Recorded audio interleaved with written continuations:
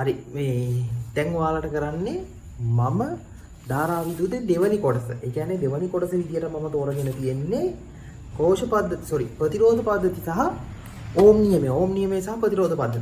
ඕම් නියමය ගැන කියලා දුන්න කලින් වීඩියෝ එකේ. ඕම් නියමය කියන්නේ මොකද්ද? ඕමික සන්නායක, ඕමික නොවන සන්නායක ගැන. පැහැදිලිද? ප්‍රතිරෝධ පද්ධති.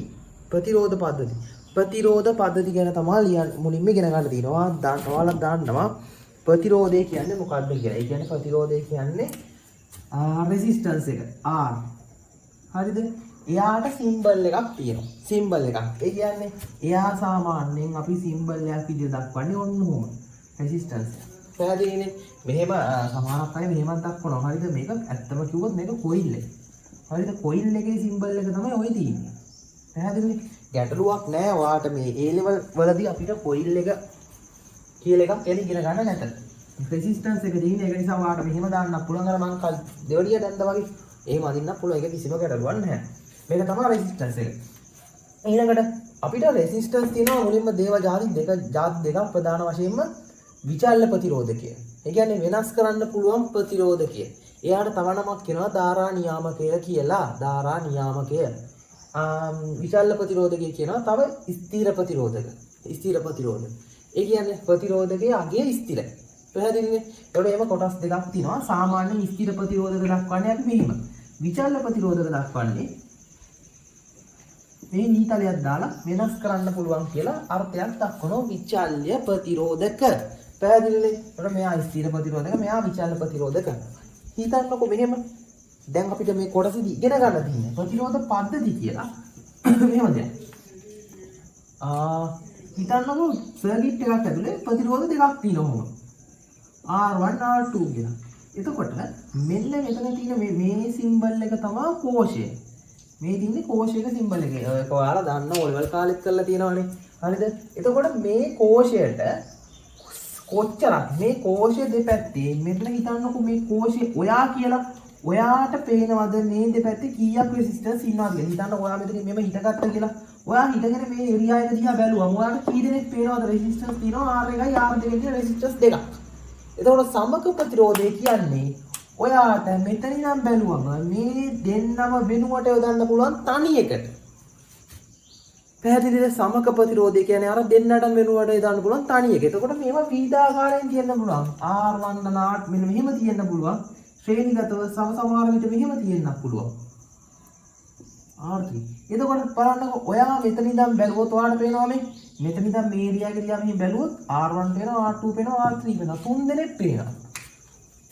පැහැදිලිනේ? එතකොට මේ තුන් දෙනාට මේ වෙනුවට ගන්න පුළුවන් තනි එකට තමයි කියන්නේ සමක ප්‍රතිරෝධය කියලා. ඔන්න ඕක R. නෝට් අකුරෙන් ගන්නම්කො. මෙන්න කෝෂය. එතකොට මේ කෝෂය ඔයා මෙතන ඉඳන් බැලුවත් මේක දිහා බලනවා මෙහෙම.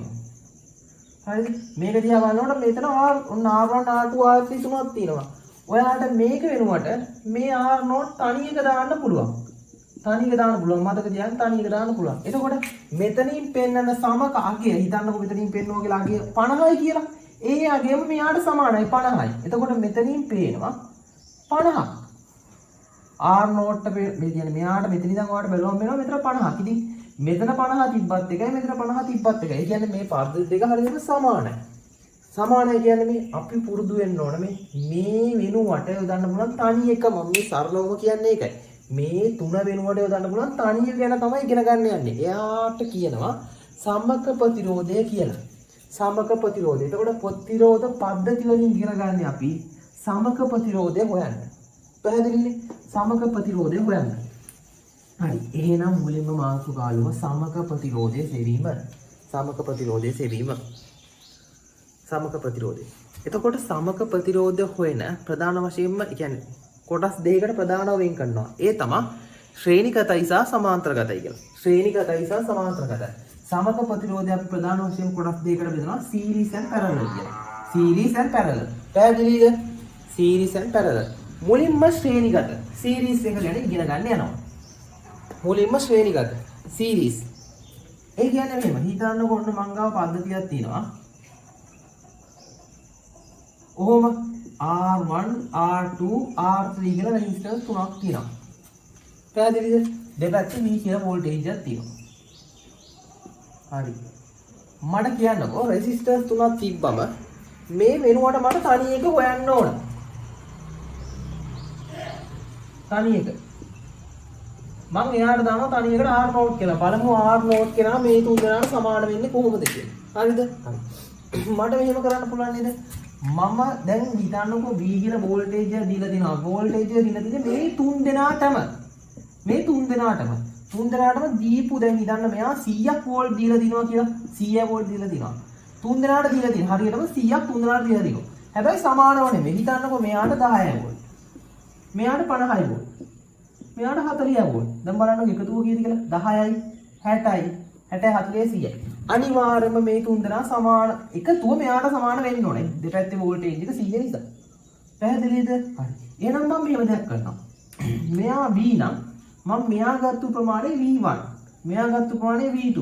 මෙයා ගත්ත ප්‍රමාණය V3 කියලා අරගෙන මම සම්බන්ධතාවයක් ලියනවා.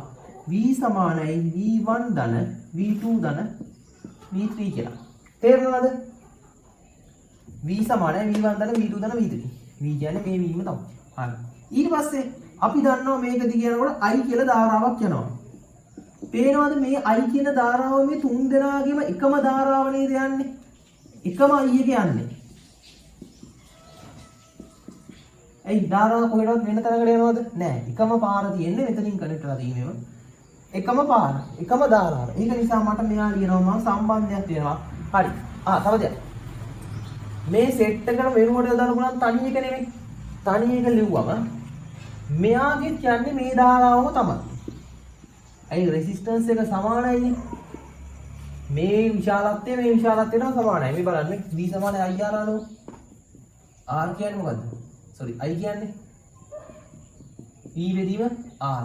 එතකොට මෙයාගේ I එක හෙව්වොත් R1 ධන R2 ධන R3 මෙතෙන් දෙනවා. මෙතෙන් දෙනවා R නෝට්. හැබැයි අපි දන්නවා R1 ධන R2 ධන R3 යගේ R නෝට්ට සමානයි කියලා. ඒක නිසා එකම I එක එන්නේ. හරිද? දෙකේම එකම I එක තියෙන්නේ. දෙකේම I එක. එහෙනම් මට ලියන්න පුළුවන් මෙතෙන්ට I සම්බන්ධ කරලා. I එක පොදුයිනේ. I සම්බන්ධ කරලා මම මෙතන ලියුවම V සමානයි IR නෝඩ් ලියන්න පුළුවන්. IR node. මෙයාට. මම මෙයාට ලියුවේ මෙයාගේ පැත්තේ වෝල්ටේජ් එක මොකද? IR node. ඊට පස්සේ V1 ට ලියනවා. V1 ට කොහොමද ලියන්නේ? V1 කියන්නේ මොකද? I වතාවක් R1. ඊට පස්සේ මෙයාට I වතාවක් R2. තන මෙයාට I වතාවක් R3. පැහැදිලිනේ? හරි. දැන් මම කරන්නේ මොකද? IR නෝට් කියන කෙනාගේ I පිටට ගන්නවා. R1 ධන R2 ධන R3. I ටයි යම්. එහෙනම් මට ප්‍රකාශනයක් වෙනවා කවුද?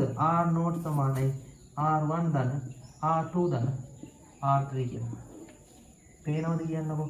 එහෙනම් මොකද වෙන්නේ? ශ්‍රේණිගත ප්‍රතිරෝධ පද්ධතියක සමක ප්‍රතිරෝධය සමානයි මේ තුන් දෙනාගේ එකතුවට. පැහැදිලිනේ? හරි. එහෙනම් ඔයා හොඳට බලන්න මම මේක ගන්නකොට කරේ කවුද? පොදු කෙනෙක් සමීකරණය ඇතුළට ගත්තා. පොදු කෙනා කවුද? ධාරාව. ධාරාව පොදු වෙන විදිහට තමයි හදාගත්තේ. පැහැදිලිනේ? ධාරාව පොදු වෙන විදිහට. හරි. ලියා ගන්නකො.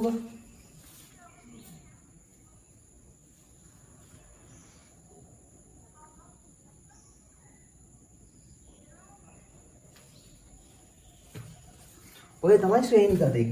එහෙනම් මම ශ්‍රේණිගත එක මෙතනින් ලියලා තියන්න. හරිද? R නෝට් සමානයි R1 ධන R2 ධන R3.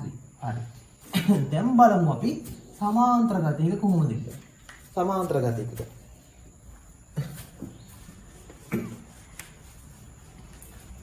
සමාන්තර ගත එක බලමු කොහොමද කියලා. මෙහෙම. සමාන්තරයි කියන්නේ මං ගාව තියෙනවා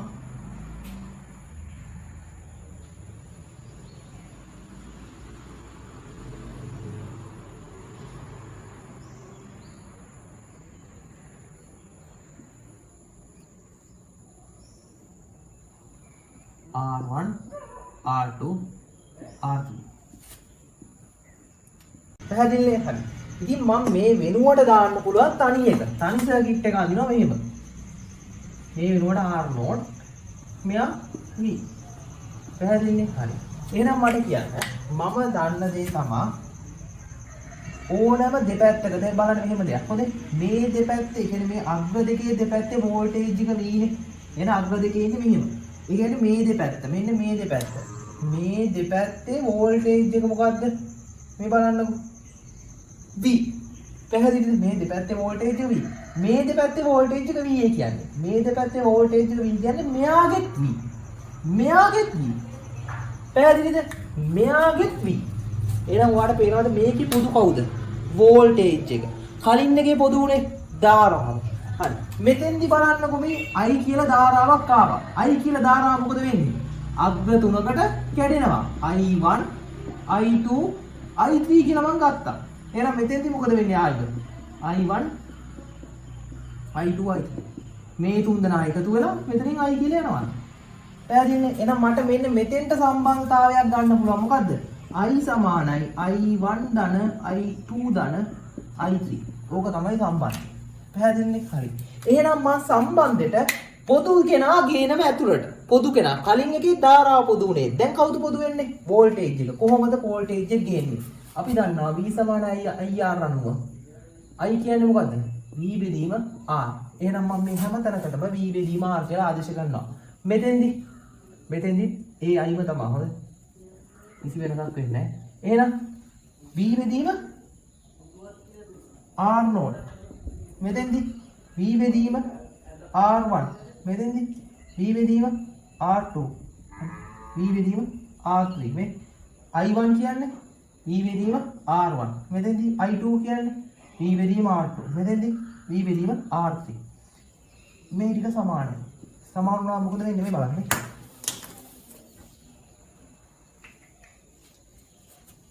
මෙතෙන්දි එකයට R0 සමානයි එකයට R1 ධන එකයට R2 ධන එකයට R3.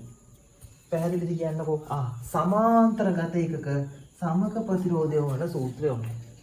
සමාන්තර ගත එක සමක ප්‍රතිරෝධය වන සූත්‍රය. පැහැදිලිද? ඕක තමයි ලේසිම ක්‍රමය.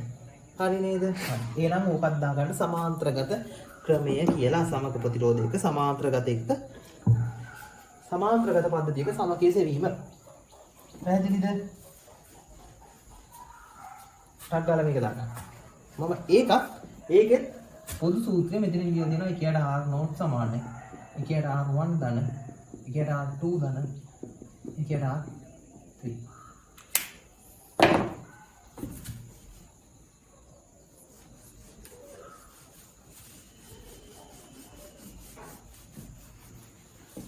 හරිද?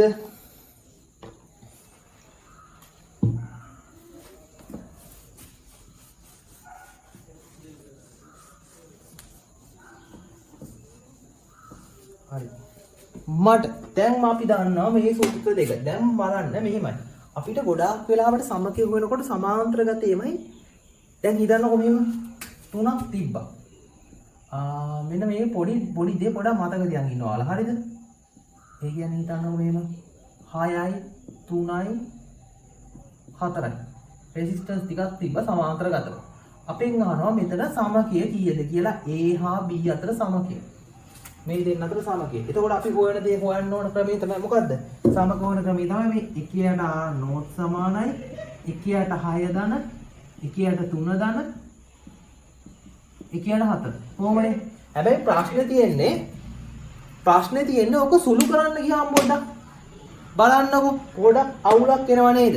හැබැයි මේ පොදු වරයක් ගන්න පුළුවන් 12 කියලා සුළු කරලා අරගෙන මේ බලන්න 12 සුළු කරනකොට මෙයාට පොදු සුළු කරන්න මේක මැස් 2 ධන මෙයාට 12 වෙන්න 4ක් ඕන. මෙයාට 12 වෙන්න 3ක් ඕන. මෙතන සුළු කරාම එකේ R0 කියන්නේ කීයද? 4යි 2යි 6යි 3යි 9යි. කීයද උඩ? 9 බෙදීම 12යි. 9 බෙදීම 12යි. ඒ කියන්නේ කීයද? 3 බෙදීම 4යි. එහෙනම් R කියන්නේ කවුද? R0 කියන්නේ. R0 කියන්නේ මේකේ පරස්පරය 4 බෙදීම 3යි කියන එක.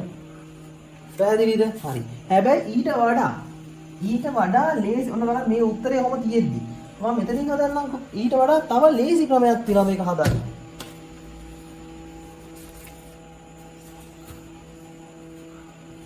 පැහැදිලිද? මේක හදන්න ලේසි ක්‍රමයක් තියෙනවා. හරි. මේක හදන්න ලේසි ක්‍රමයක්. ඒක තමයි ඔයා මෙන්න මේ දෙක මුලින් සලකන්න. දෙක ගන්න. දෙක දෙක කියන්නේ මුලින් දෙක දෙක සලකනවා. ඒ කියන්නේ තුනම එකපාර ගන්න නැතුව දෙකක් සලකන්න. දෙකක් කියන්නේ මම දන්නවා 1ට r සමානයි 1ට 6 ධන 1ට 3. පැහැදිලි? ඔතනින් එන උත්තරේ ආයිමත් මේවත් එක්ක සංසන්දනය කරන්න. හැබැයි ටිකක් අමාරුයි. ඇයි දෙපාරක් කරන්න වෙනවනේ? ඉතින් මේක සුළු කරන්න නැතුව ඇයි අපිට බැරි හිතෙන් සුළු කරන්න? හිතෙන්. ඔයාලා බුද්ධිමත් ළමයිනේ. හිතෙන් සුළු කරන්න බලමු දෙකක් අරගෙන හිතින් සුළු කරොත් උත්තරේ කොහොමද එන්න ඕන කියලා.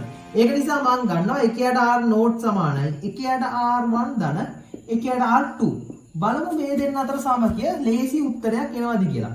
මෙතන සුළු කරන්නකෝ r1 ධන r1 ගුණ කිරීම r2 සමානයි. මෙතන එනවා r2 ධන r1 කතාවක් 1ට r නෝට් කියලා.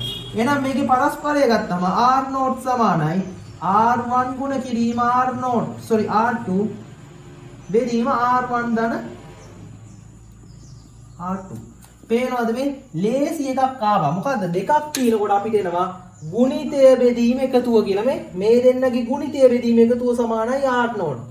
එහෙනම් සමකයට සමානයි ඕනෑම රෙසිස්ටන්ස් දෙකක් සමාන්තරගතව තිබ්බොත් ඒ දෙන්නගේ ගුණිතය ඒ දෙන්නගේ එකතුවෙන් බෙදුවම අපිට එනවා සමකය. ඒ දෙන්නගේ ගුණිතය එකතුවෙන් බෙදුවම මම එයත් පොදු සූත්‍රයක් විදිහට නිකන් ලේසි සූත්‍රයක් විදිහට මම මෙතන ලියලා තියන්නම් r නෝට් සමානයි r1 ගුණ කිරීම r2 බෙදීම r1 ධන r2.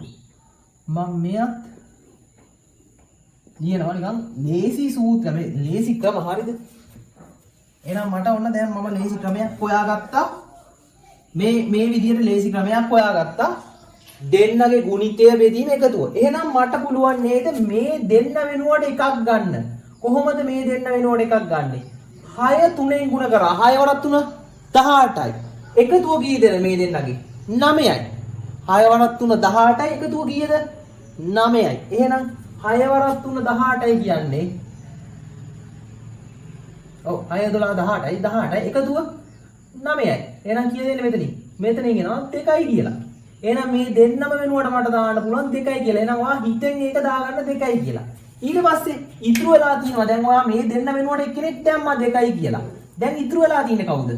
මේ 2යි මේ ටික නෑ. මේ 2යි මේ යට තියෙන 4යි. එහෙනම් මෙතන මේ දෙන්නගේ සමගය හොයන්නේ කොහොමද? ආයිටක් ගාලා හිතෙන් බලන්න. 4 වර ගුණිතය 4 වතාවක් 2 8යි දෙන්නගේ එකතුව යට 6යි. එතකොට මේක සුළු කරාම බලන්න මේ 4 බෙදීම 3යි. මේ කිසිම සුළු කිරීමක් නැතුව මේ වගේ සුළු කිරීම නැතුව හිතෙන් ගන්න පුළුවන් උත්තරේ. එහෙනම් ඔයාලට එකපාරටම දාන්න පුළුවන් මේ දෙන්නම වෙනුවට තියෙනවා මොකද 4 බෙදීම 3යි කියලා. දාලා මෙයාව අයින් කරන්න පුළුවන්. තේරෙනවද කියන්නකෝ? එහෙනම් හොඳට මතක තියාගන්න පද්ධති සමග ප්‍රතිරෝධය ගොඩක් තියෙනවා. ඔයා දෙක දෙක සලකන්න. දෙක දෙක සලකන්න. හැබැයි මෙහෙම එකක් තියෙනවා. ඒ තමයි හිතන්නකෝ මෙහෙම. ඔයා මේක පොඩ්ඩක් මොලේ කල්පනා කරන්න ඕන. හොඳද? ඔයාට මුලින්ම තිබ්බ සර්කිට් එක මෙහෙමනේ.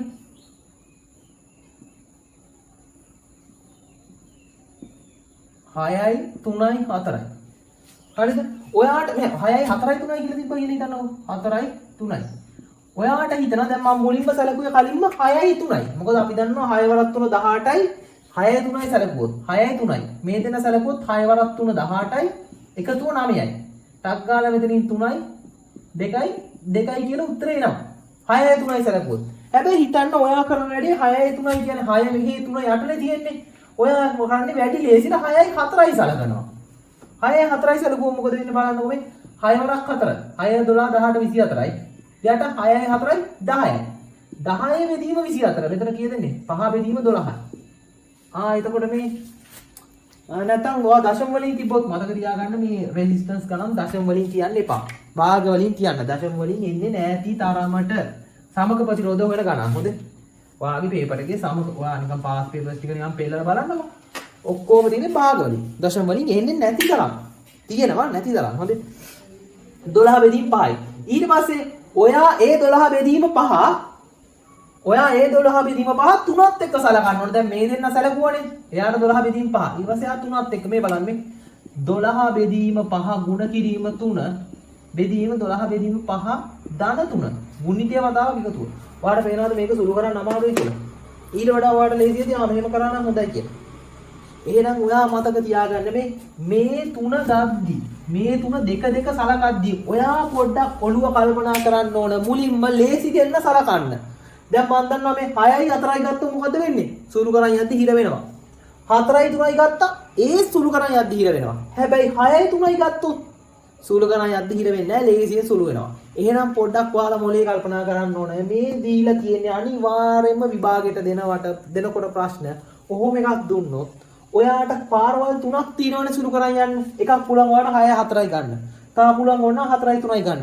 තව ඕන පුළුවන් 6යි 3යි ගන්න. ඔයාගේ විභාගයට හදන ප්‍රොෆෙසර්ස්ලා දන්නවා ඔයා 6යි 3න් ගත්තොත් විතරයි ඔයාට ලේසියෙන් උත්තරේ යන්න පුළුවන්. තප්පර දෙකක් ඇතුළු උත්තරේ ගන්න පුළුවන්. හැබැයි ඔයා මෙහෙම සැලකුවොත් මේ දෙන්න එකට අරගෙන වෙන ක්‍රමයකට සැලකුවොත් ඒතර ඔයාලා හදාගන්න බෑ. එහෙම වරදින්න තමයි පේපර් දෙන්නේ. ඒක නිසා හොඳට මතක තියාගන්න ඔයාගේ ඔළුවේ ඔයාගේ ගණිතය හැකියාව පාවිච්චි කරන්න ඕන මුලින්ම ලේසි දෙක ගන්න. ඉතින් ඔයා මගෙන් අහයි කොහොමද ලේසි දෙක ඉතින් අපි හිතාගන්නේ කියලා. ඒකට කරන්න ඕන ගණන් හදලාම බලන්න ඕන. ගුණිතය වතාවක් එකතුවටක් ගාලා හිතෙන් හදන්න. 6 වරක් 3 18යි 18 9න් බෙදුවම 2යි. අන්න තනි උත්තරයක් එනවා. තනි ඉලක්කමක් එනවනේ භාග නැතුව. තනි ඉලක්කමක් එන ඒවා ලේසි. තේරෙනවද කියන්නකෝ? හරි. මම දැන් හරිද? ඔයාලට කියලා දෙනවා සමක ප්‍රතිරෝධයේ ගණන් හොයන ක්‍රම 7ක් විතර තියෙනවා. පහක් විතර. හරිද? ඊට පස්සේ තව විශේෂ අවස්ථා කීපයකුත් තියෙනවා. ඔය විශේෂ ක්‍රම අවස්ථා ටිකයි ඒ කියන්නේ විශේෂ ටිකයි ක්‍රම ටිකයි පැහැදිලිව කියලා දෙනවා ස්ටෙප් බයි ස්ටෙප්. පැහැදිලිනේ? හරි. ඔයාලා එතකොට ඒ ටික තේරුම් ගන්න ඕන. හරි. එහෙනම් දැන් මම ඔයාලට බලන් ගන්නවා සමග ප්‍රතිරෝධය හොයන ඒවා. හරිද? මුලින්ම මේ මම ඕක කොටස් 6කට වෙන් කළා තමා කරන්නේ. හරිද? ඒ කියන්නේ සාමාන්‍යයෙන් මෙහෙම කොටස් 6ක් කියලා ඔයාලගේ සිලබස් එකවත් කොහෙවත් නැහැ. ඔයාලා ගණන් හදන පහසුවට තමයි ඒක කරන්නේ. මොකද ගාණක් දැක්කම ඔයාලට හිතෙන්න ඕන මේක මොන ක්‍රමයකටද හදන්නේ කියලා. ඒ කියන්නේ ක්‍රම කීපයකට තිබ්බම ඔයාලට ලේසි එක අවබෝධ කරගන්න. පැහැදිලිනේ? හැබැයි ඊට කලින් මම මුලින්ම කරනවා මේකේ සාමාන්‍යයෙන් සරල මට්ටමේදී ඒවා ටිකක්. හොඳයි. හරි. මුලින්ම අංක 1 විදිහට දාගන්නකො මෙහෙම. 2 ඕම් රෙසිස්ටන්ස් එකකුයි. තව 7යි ඕම් රෙසිස්ටන්ස් එකකුයි. 6යි ඕම් කියලා දාගන්නකො. 6යි ඕම්. 3යි ඕම් රෙසිස්ටන්ස් එකකුයි තියෙනවා. BA කියලා සැන් දෙක අතර. හරි. අපෙන් අහන සමග ප්‍රතිරෝධය කීයද කියලා. කොහොමද හොයන්නේ? මුලින්ම බලන්න මේ. ඔහොම තිබ්බම මුලින්ම හොයනකොට ඔයාලට ලේසිම දේ තමයි මේ සමාන්තරගතව දිනේ මොකද කරන්නේ? එකක් කරගන්න. තනි එකක් කරගන්න. ඒක තමයි ලේසිම වැඩේ.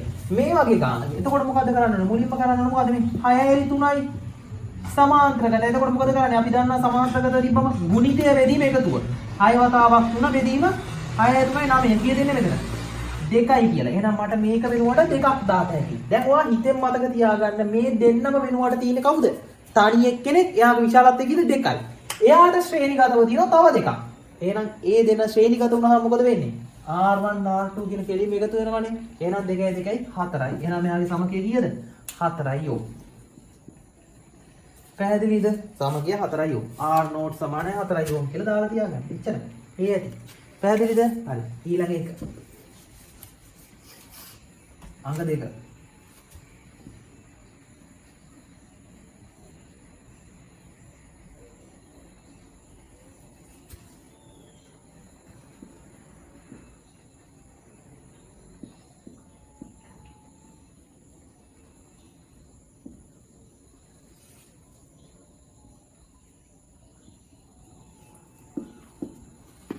මේකේ සමග යනවා AB 4. හරි. දැන් කොහොමද හදන්නේ?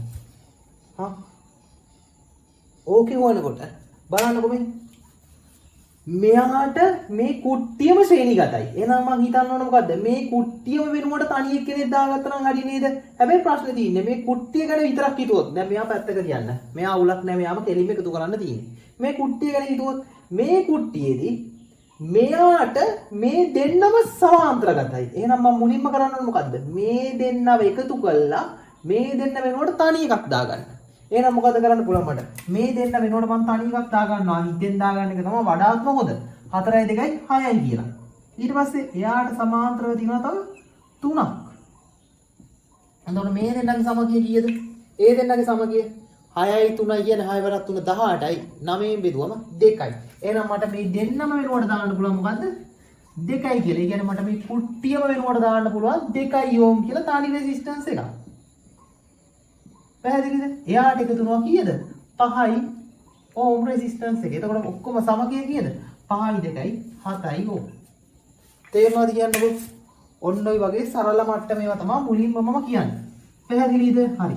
ඊළඟට දෙවනි ක්‍රමය. ඒ කියන්නේ සරලම මට්ටමේවා. තමයි පළවෙනි ක්‍රමයට එන්නේ. කියන්නේ ඒක නිකන් නෑ පළවෙනි ක්‍රමය කියලා දාගන්න ඊළඟට ගන්න කමන්නේ. පළවෙනි ක්‍රමය. ලුහුවත් කිරීම ක්‍රමය. ලුහුවත් කර ඇති ලුහුවත් කිරීම ක්‍රමය කියලා යාගන්නකො. ලුහුවත් කිරීම ක්‍රමය කියලා. ලුහුවත් කිරීම ක්‍රමය. ඒකෙදි වෙන්නේ මෙහෙම දෙයක්. ලුහුවත් කළා තියෙන. ලුහුවත් කරන්නේ නෑ අපි. ලුහුවත් කළා තියෙන්නේ. හරිද? ඒ කියන්නේ මෙහෙම හිතන්නකො.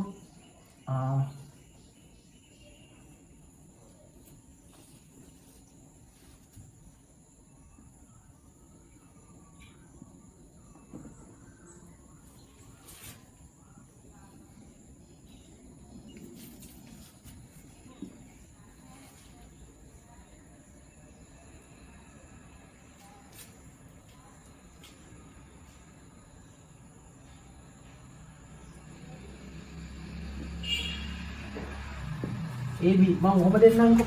හරිද? මම මේ ඔක්කොම මගේ 2යි ඕම්. 2යි ඕම්. 2යි ඕම්. 2යි ඕම්. කියලා දෙන්න. පැහැදිලිද? හරි. කොහොමද කරන්නේ? මේවත් මම කළු බෑනේ හදා ගන්නවා. 2යි ඕම්. 2යි ඕම්. 2යි ඕම්. 2යි ඕම්. කොහොමද කරන්නේ? ලුහුවත් කරපු කම්බි. ලුහුවත් කාරිකව කඩපු කම්බි කියන්නේ ලුහුවත් කරපු කම්බි කියන එකට තේරුම මොකක්ද? ඒ කියන්නේ මොකද්ද? ලුහුවත් කම්බි කියන්නේ ළමයි රෙසිස්ටන්ස් එකක් නැති කම්බි. රෙසිස්ටන්ස් එකක් නැති කම්බි. එතකොට බලන්නකෝ මට මෙයා A කියලා දානව නම් මේ කම්බියක් දිගේ හොඳට මතක තියාගන්න මට පුළුවන් ගෙනියන්න A අකුර රෙසිස්ටන්ස් නැත්තම් ප්‍රතිරෝධයක් නැත්තම් මට පුළුවන් A අකුර ගෙනියන්න. එහෙනම් මම මොකද්ද මෙතන පොසිෂන් එකේ නම් මට පුළුවන් මේ කම්බිය දිගේ දිගටම ගෙනිහිල්ලා මෙන්න මෙතෙන්ටත් A කියලා දාන්න. පැහැදිලිද? ඔය වගේම තව බැලුවොත් මෙතන B නම් මට පුළුවන් මේ කම්බිය දිගේම ගමන් කරලා ඇවිල්ලා මෙතන B කියලා දාන්න. පැහැදිලිද? හරි. දැන් බලන්න මගෙන් අහලා තින්නේ A හා B අතර සමකය. දැන් බලමු අපි A හා B අතර තියෙන මුළු රෙසිස්ටන්ස් ගණන. මෙතන ඉඳන් කවුන්ට් කරන් යද්දි A හා A අතර රෙසිස්ටන්ස් තියෙනවා. A හා A අතර රෙසිස්ටන්ස් තිබ්බම හැමතිස්සෙම මතක තියාගන්න ධාරාව යන්නේ රෙසිස්ටන්ස් එක අඩු පාර දිගේ නෙමෙයි. ඒ කතාව වැරදි. හොඳේ.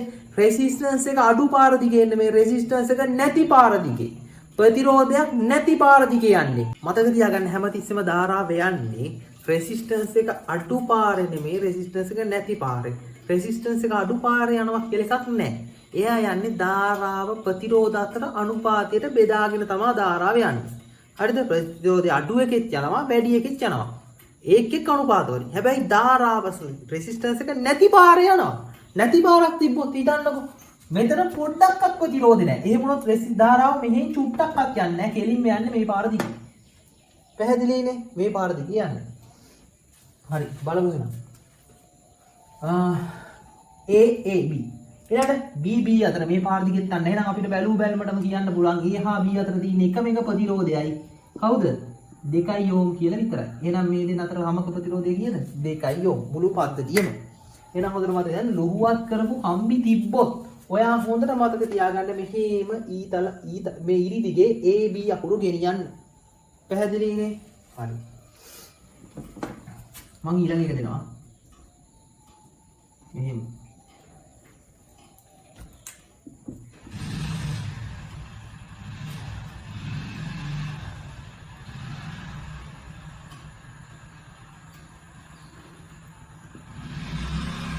හරි.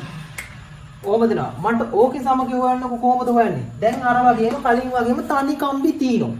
එහෙනම් මට මොකද්ද කරන්න පුළුවන්? මම දානවා A අකුරු. මෙයා A නම් මෙතනත් A. ගැටලුවක් නැහැ. හරිද? මෙයා B නම් මෙතනත් B. හරි. දැන් බලන්න A හා B අතර කොච්චර කම්බි තියෙනවද කියලා. A හා B අතර කොච්චර කම්බි තියෙනවද කියලා. මම බැලුවොත් මෙතන දිගේ ඇවිදගෙන යන්නේ. A මුලින්ම හම්බෙන්නේ B අකුරක්. අන්න බලන්නකො මේ A හා B අතර. එහෙනම් A හා B අතර කීයක් තියෙනවද රෙසිස්ටන්ස්? 2 ඕම් කියලා එකක් තියෙනවා. 2 ඕම්. ඔන්න B. ඊට පස්සේ තව දුරට යද්දී ආයි තියෙනවා මෙන්න BA. BA කියන්නේ ඒ තරකවනේ. AB වගේමනේ. BA අතර තව 2 ඕම් එකක් තියෙනවා. එහෙනම් BA අතර කියන්නේ මේ දෙන්න අතරනේ. තව 2 ඕම් එකක්. මතක තියාගන්න යා දාන්න ඕනි සමාන්තරගත වෙයි. AB කියන දෙපැත්තනේ. BC කියලා තව එකක් තිබ්බනම් ශ්‍රේණිගතව. හැබැයි AB ඊට පස්සේ ඔන්න මම තව දුරටත් ඇවිදගෙන යද්දී මට පේනවා මෙන්න තව දෙකක් තියෙනවා. AB අතර AB අතර 4 ඕම්ක තව එකක් තියෙනවා. 4 ඕම්. හරි. දැන් මොකද වෙන්නේ? මෙන්න A හා B අතර සමාන්තරගතව 3ක් තියෙනවා. මෙහෙම ආවම කොහොමද කරන්නේ? මෙහෙම ආවම මේ බලන්න මේ ටක් ගාලා හිතෙන් සුළු කරන්න මේ 2 මේ දෙන්නගේ ගුණිතය 4යි එකතුවත් 4යි. එතකොට අගේ කීය දෙන්නේ? 1යි කියලා. 1යි කියලා. හරිද? එහෙනම් ඒක මෙයත් එක්ක සමාන්තරගතයිනේ. එහෙනම් 1යි 4යි සමාන්තරගතයි ගුණිතය වතාවක් එකතුව. 4 වෙනීම 5යි රෙසිස්ටන්ස් එක. පැහැදිලිද කියන්නකෝ? 4 වෙනීම 5යි. දැන් ඔයාලට තේරුණාද ලුවත් කරමු හම්බි තිබ්බම මොකද කරන්නේ කියලා? තව එකක් කරන්න. හරිද? මම ගන්නවා මෙහෙම එකක්.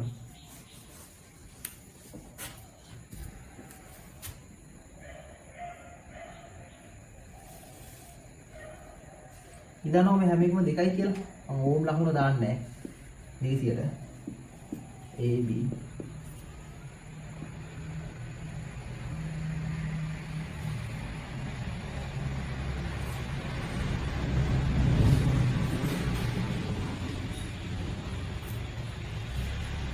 කොහොම ගන්න? දැන් ඌ කොහොමද හදන්නේ? හොඳට මතක තියාගන්න ආයි වගේ ඔළුවට යන්න ඕන මොකද්ද? මේක ඇතුලේ තියෙනවා ළමයි මේ බලන්න මේ ලුහුවත් කරපු කම්බි. මෙන්න ලුහුවත් කරපු කම්බි. එහෙනම් ලුහුවත් කරපු කම්බි කොහේ හරි තැනක ගානක තිබ්බොත් ඔයා මොකද කරන්න ඕන? ABC අකුරු දාන්න. ABC අකුරු දාන්න. ඒක තමයි තියෙන ලේසිම ක්‍රමේ. ABC අකුරු දාන්න. ABC අකුරු. මොනවද ABC අකුරු? මෙයා A නම් මට පුළුවන් මේ අත්ත දිගේ මෙහෙම ගිහිල්ලා මෙතනත් A කියලා දාන්න. එහෙනම් මම එතෙන්ටත් A කියලා දැම්මා. තව මෙතනින් මෙහෙ කොහෙට හරි යන්න පුළුවන් දෙය කියලා දාලා බෑ. රෙසිස්ටන්ස් තියෙනවා. මේ මෙතනින් එහා පැත්තට රෙසිස්ටන්ස් එකකුත් තියෙනවා. මෙතනින් එහා පැත්තට රෙසිස්ටන්ස් එකකුත් තියෙනවා. යන්න බෑ. ඊට පස්සේ ඔයා මේ පාර දිගේ ඇවිදන් ආවොත් මේ මෙතෙන්ට B කියලා දාන්න බෑ. ඇයි ඒ? මෙතන රෙසිස්ටන්ස් එකක් තියෙනවා. පේනව නේද? රෙසිස්ටන්ස් එකක් තියුණා මෙතෙන්ට B අකුරු දාන්න බෑ. හැබැයි මේ රෙසිස්ටන්ස් එකක් නැති පාර දිගේ ඇවිල්ලා මෙන්න මෙතෙන්ට B අකුරු දාන්න පුළුවන්. B දැම්ම. හැබැයි ඔයාලට පේනවද දැන් දාමු ගමන් තනි කම්බියක් තියෙනවා. මෙතනත් B දාන්න බෑ. මෙහෙට යන්න බෑ, මෙහෙට යන්න බෑ. තනි කම්බියක් තියෙනවා එකම තැනකින් පොසිෂන් දෙකක් පටන් ගෙන එහෙම. එහෙනම් මම කරන්නේ ඔයා මෙතෙන්ට දාන්න C අකුරක්. මෙතෙන්ට C එකක් දාපු නිසා මට පුළුවන් නේද මේ තනි කම්බිය නිසා මෙහෙම දිගට ඇවිල්ලා මෙතෙන්ට C දාන්න. දැම්ම C එකක්. හරිනේ. දැන් බලන්න A හා B අතර සමකය. A හා B අතර සමගය හොයන්න යනකොට මේ පැත්ත ඉඳන් මෙහෙම දිගට ඇවිදන් යනකොට ඔයාලට මුලින්ම වෙන්නේ C කියලා තැන. එහෙනම් A එකයි C එකයි අතර මොකක්ද තියෙන්නේ? සමගයක් තියෙනවා යාගේ 2යි. රෙසිස්ටන්ස් එකක් තියෙනවා 2යි. ඊට පස්සේ ආයිමත් ඉස්සරහට ඇවිදන් යද්දී C අතර තව එකක් තියෙනවා. එහෙනම් ආයිමත් තව දෙකක් දානවා. 2යි. පැහැදිලිද? ඊට පස්සේ තව දුරටත් ඇවිදන් යද්දී ඔන්න තියෙනවා A හා B අතර දෙකක්. දැන් මේ AC නේ පේනවනේ මෙයා AC. එහෙනම් ඔයා A B කියලා දාන්න එයා පිටින් දාන්න වෙනම. මෙන්න මේ හරියින් වගේ B එක දාගන්න. B එක දාලා ඔයාට එයාව ලියන්න පුළුවන් මෙහෙම. හරිද? A B අතර. ඔන්න ඔහොම කියලා දාන්න. එයාගේ 2යි. පේනවනේ 2යි. ඊට පස්සේ තව දුරටත් ඇවිදන් යද්දි මෙන්න BC අතර දෙකක් තියෙනවා. BC අතර දෙකක්. එහෙනම් මොකද කරන්නේ? BC අතර කො BC ආ කරන්නකො මෙයා. BC තියෙන්නේ මෙහෙම. 2යි. තව දුරටත් ඇවිදන් යද්දී මෙන්න CB අතර තව දෙකක් තියෙනවා. CB අතර. ඒ දෙකක් දාන්න. මෙහෙම දාන්න මේ දෙකක්. මෙහෙම දාන්න. දැන් මොකද කරන්නේ? කොහොමද මෙයාගේ සමග හොයන්නේ? මෙන්න බලන්න මේ 2 2 මේ දෙන්න වෙනකොට 2 2 4යි එකතුව 4යි 4න් බෙදුවම 1යි 2 2 1යි ආයිමත් 2 2 1යි. එහෙනම් මේ දෙන්න වෙනකොට මට කපන්න පුළුවන් මොකද්ද? මෙයත් අයින් කළා මේගොල්ලෝ වෙනකොට දාන්න පුළුවන් කොහොමද? 1යි මෙතන 1යි. ඊට පස්සේ 1යි 1යි මොකද වෙන්නේ? ශ්‍රේණිගතයි. එහෙනම් මේ දෙන්නටම වෙනවා කීයද කියලා දාන්න පුළුවන්? 2 කියලා දාන්න පුළුවන්. 2යි. ඊට පස්සේ A 2යි මේ 2යි මොකද වෙන්නේ? ආයිමත් සමාන්තරගතයි. එහෙනම් 2යි 2යි කීයද? A හා B අතර සම කියනවා 1යි කියලා. ඔගේ හරියම විදිය තමයි ඔන්න ඔහම දාන්නේ. කොහොමද? RAB සමාන 1 පැහැදිලි නිකම්ම R නෝට් කියලා දාන්න එපා. RAB කියලා දාන්න. ඒක වඩා හොඳයි. තේරෙනවද කියන්නකෝ දැන් ඔයාලට ලුහුවත් කරපු කම්බි වල ගැටලු හදන විදිය. ලුහුවත් කරපු කම්බි වල ගැටලු සාධන විදිය. තේරෙනවද? හරි. දාගන්නකො පැහැදිලිව. ඔයාලා විස්තරයක් ලියලා තියාගන්න කොහොමද කියලා ලුහුවත් කරපු කම්බියක් තිනකොට හදන්නේ. හරි. ඊළඟ එක තමයි විභව සමාන ලක්ෂණ. විභව සමාන ලක්ෂ ගැන දෙවනි ක්‍රමයේ. විභව සමාන ලක්ෂවල සමක ප්‍රතිරෝධ සෙවීම. විභව සමාන ලක්ෂවල විභව සමාන ප්‍රතිරෝධ පද්ධති විභව සමාන ප්‍රතිරෝධ පද්ධති කියලා ලියාගන්න. විභව සමාන ප්‍රතිරෝධ පද්ධති කියලා. හරිද? හරි. මම මෙහෙම එකක් ගන්නවා.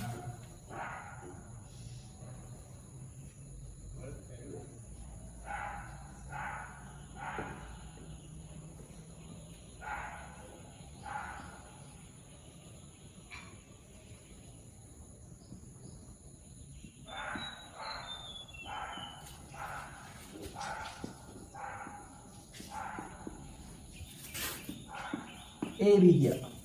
ඔන්න දැන් දෙන්න. හරි මගේ අහනවා මම මෙයාගේ ඔක්කොගේ මගේ හිතන්නකෝ 2 2 2 2 2 2 2 හරිද? හරි. දැන් මම බලන්න ඕන මෙයාගේ විභව සමාන ලක්ෂ්‍ය කොහෙද තියෙන්නේ කියලා. කොහොමද විභව සමාන ලක්ෂ්‍යයක් හොයාගන්නේ? විභව සමාන ලක්ෂ්‍යයක් හොයාගන්නේ. හොඳට මතක තියාගන්න මේ වගේ ගණන් වලදී විභව සමාන ලක්ෂ්‍ය කියන්නේ සමමිතික ලක්ෂ්‍යවලට ඒ කියන්නේ සමමිතික රේඛාවේ තියෙන ලක්ෂ්‍යවල විභව සමානයි. ඒ කියන්නේ මට පුළුවන් නම් මේ රූපේ හරියටම මෙහෙම තියලා මේ පැත්තෙන් මෙහෙම මැදින් නවන්න. මතක තියාගන්න නවල තියන්නේ නැහැ. මොකද AB කියන තැන් දෙක මූණට මූණ වැටෙනවනේ. එකක් මත එකක් වැටෙනවනේ. ඒක නිසා නවන්නේ නැහැ සම්පූර්ණයෙන්ම. ඔයාලා අහලාදී නවන ගණනුත් තියෙනවා. නවන එක මම කියලා දෙන්නම් මොකක්ද කියලා. මේක සම්පූර්ණයෙන් නවන්නේ නැහැ. නවලා දිගාරිනවා. නැව්වම හරියටම එකක් මත එකක් වැටෙනවා නම් වැටෙන රේඛාව අපි ලකුණු කරගන්න පුළුවන් මෙහෙම. ඔයා දන්නවා මේක හරියටම වැදින්න නැව්වොත් මෙන්න මේ රේඛාව ඔස්සේ සමමිතිකයි කියලා පේනවා නේද? මේ රේඛාව ඔස්සේ හරියටම දෙකකට බෙදෙනවා. දෙකට බෙදෙනවා නම් මට කියන්න පුළුවන් ඔය රේඛාවේ ඔන්න ඔය ලක්ෂවල විභව සමානයි. මෙන්න මෙතන විභවයයි මෙතන විභවයයි එකිනෙකට සමානයි. හරිද? විභවය සමානයි. මට කියන්න මෙතන විභවයයි සමානයි නම් මට ලේසි වැඩක් කරන්න පුළුවන්. ඒක තමයි කියන්නේ මම පොඩ්ඩක් මෙතනින් ගලවනවා. සර්කිට් එක ගලවලා මම මෙන්න මෙහෙම අමුරනවා. ගැටලුවක් නැහැනේ. ඔන්න ඔහොම ගන්න. ගානට කිසිම හානියක් කරේ නැහැ. මට කියන්න දැන් මෙන්න මේ පොයින්ට් තුනේ විභව සමාන නැද්ද කියන්නකෝ. විභව සමානද? සමානයි. අපි දන්නවා විභව සමාන තැන්වල ධාරාවක් ගමන් කරනවද?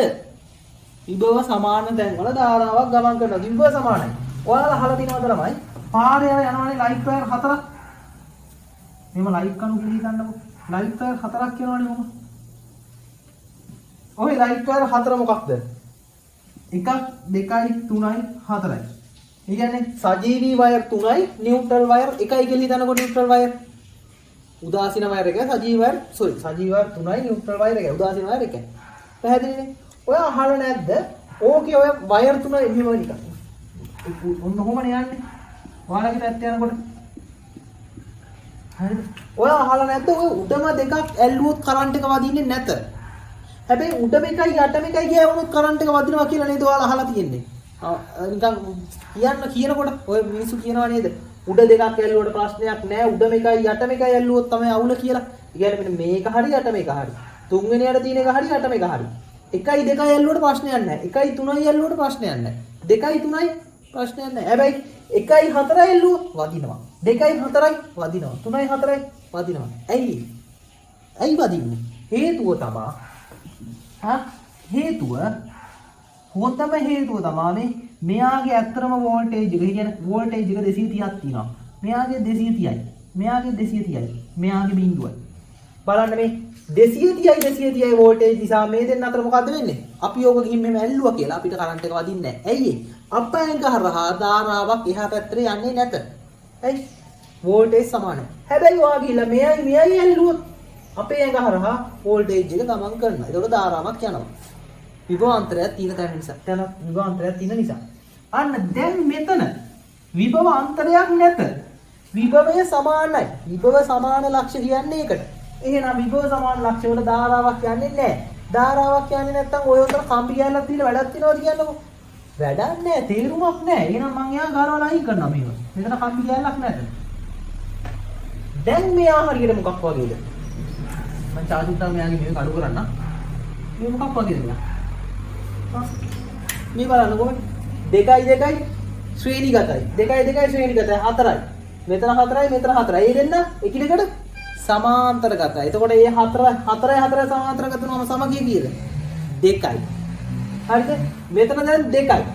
ඒ දෙකට මෙයයි එකතු කරනවා 2යි 4යි 6යි කියලා. එහෙනම් අපිට සම කියනවා මේ සෙට් එකම වෙනුවට. මෙන්න මේ උඩ තියෙන ඔක්කොම වෙනුවට මට දාන්න පුළුවන් මොකද්ද?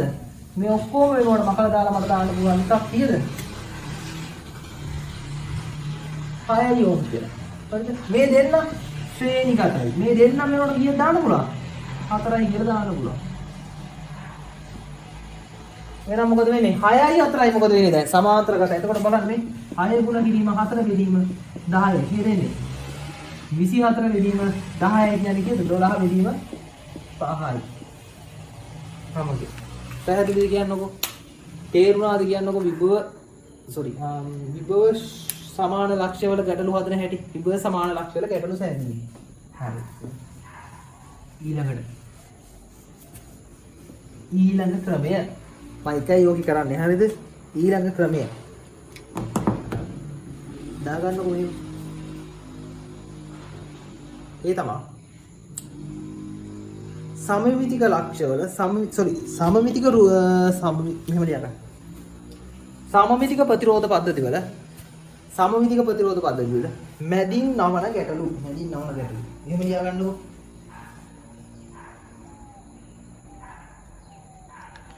සමමිතික පද්ධතිවල මැදින් නවන ගැටලු. ඒ කියන්නේ මෙහෙම. මම මේකක් දෙන්න.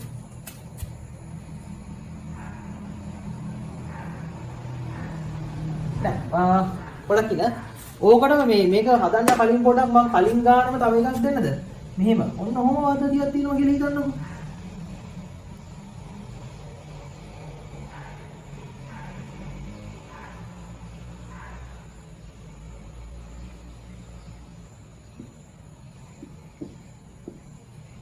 මෙයා නවන්න පුළුවන්ද කියලා බලන්නකෝ. ඊළඟ මෙයා මම මෙහෙට වෙන්න දාන්නවා. 2යි මෙතනන් දෙක. නවන්න පුළුවන්ද කියලා කියන්නකෝ. නවන්න ගියාම මොකද වෙන්නේ? මේ පැත්තට බරයි දෙක එකක්. මට පුළුවන් ඔය තනි රේඛාව නේද මෙයා මේ එයාව සමානව කෑලි දෙකකට කඩන්න. මම කරන්නේ මොකද්ද? මෙයාව මෙතනින් මකලා මම මෙහෙ වැඩක් කරනවා. මෙතන 1යි ආයි මෙතනින් 1යි කියලා දානවා. දැන් ওই දෙන්න වෙනුවට දාන්න පුළුවන් දේ මොකද්ද තනි එක? 2යිනේ. කලින් 2 තිබ්බේ. මං එයාව කෑලි දෙකකට කැඩුවා. කැඩුවට පස්සේ මොකද උනේ පද්ධතිය? ඔයාට පේනව නේද ආයි සම්මිතික වුණා කියලා. පේනව නේද සම්මිතික වුණා කියලා? එතකොට ඔයා මොකද කරන්න ඕන? ගණන් හදනකොට සමහර වෙලාවට ඔයාට සිද්ධ වෙයි රෙසිස්ටන්ස් එකතු කරන්න. සමහර වෙලාවට ඔයාට සිද්ධ වෙයි රෙසිස්ටන්ස් දෙකට කඩන්න. පැහැදිලිනේ? ඔය දෙකම වෙනවා. හරිද? ඒක මේ ගණන් වල වෙන්න පුළුවන් දෙයක්. හරි. මම මේ කියන්නේ දැන් ඔයාගේ ටොපික් එක ලියපු එක. හොඳයි. ටොපික් එක ලියපුවා. ඔයා ඕන නම් මේකත් දාලා තියාගන්න. ටොපික් එක ලිව්වේ 2යි ඊට පස්සේ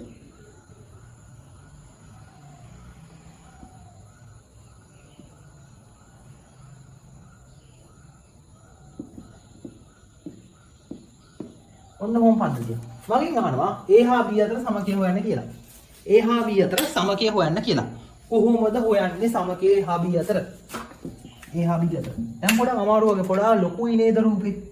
ලොකුයි. හැබැයි මට බලන්න මට කියන්න ඔයා මේ රූපේ අක්ෂ කීයක් ඔස්සේ සමමිතික වෙනවද?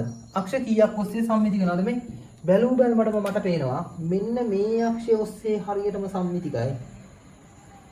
පැහැදිලිද? ඇයි මට පුළුවන් දෙක මොකද කරන්න? දෙපැත්තට කඩන්න. මම ඒව කඩලා හොදා ගන්නකො.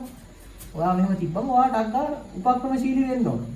එකයි. ඊට පස්සේ මෙතන මොකද දෙක දෙපැත්තට කඩන්න. හිතෙන් කඩන්න ඉතින්. එකයි. පැහැදිලිද? හරි. තව අක්ෂයක් ඔස්සේ සම්මිතිකයි. මොකද අක්ෂය? මේ බලන්නකො මෙන්න මේ අක්ෂය ඔස්සේ සම්මිතිකයි නේද? මේ අක්ෂය ඔස්සේ සම්මිතිකයි. එහෙනම් මට පුළුවන් මේ බලන්න මේ අක්ෂය ඔස්සේ හරියටම දෙපැත්තට සම්මිතිකයි නේ. එහෙනම් මම කරන්නේ මෙන්න මේ සෙට් එක ගිහලා මෙහෙම නවලා මේක උඩින් තියනවා. මොක උඩින් තියන්නේ? මේක උඩින්. එතකොට මොන වගේ පද්ධතියක් එදෙයිද? මේක හරියටම මේක නවනවා මේක උඩින්. බලන්නකො මේක උඩින් තිබ්බම මෙන්න මේ වගේ එකට අනුරූප නැද්ද කියලා.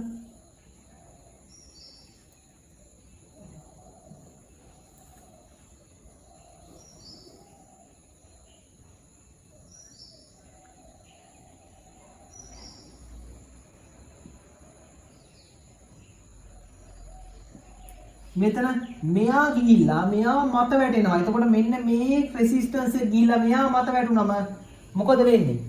සමාන්තරගත රෙසිස්ටන්ස් දෙකක්. මේ ජෝඩුව ගිහිල්ලා මෙයා මත වැටෙනවා. මම කියන්නේ ඒක සම්මිතික වුණාම මේ සම්මිතික වල ලක්ෂ වඩා විභව සමානයි කියලා කියන්නේ මේ පොයින්ට් එක ගිහිල්ලා හරියටම මෙයා උඩ වැටෙනවා. මෙයා උඩ වැටෙනවා මෙන්න මේ වගේ හරියට. ඔන්න ඔය වගේ.